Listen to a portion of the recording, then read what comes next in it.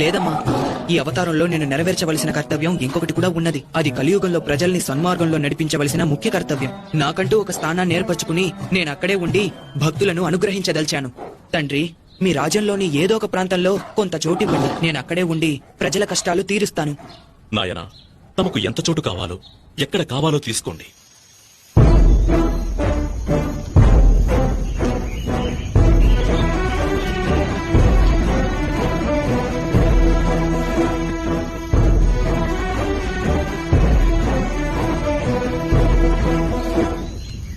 నేనిక్కడి నుండి బాణం వేస్తాను.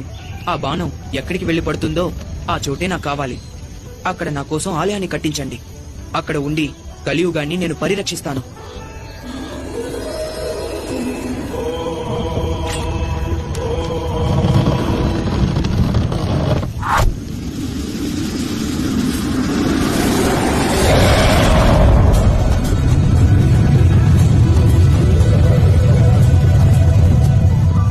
బాణం పడిన చోటే శబరిమల.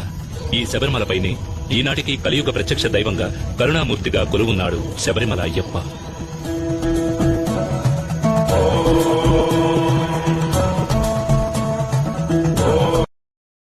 Download ShareChat.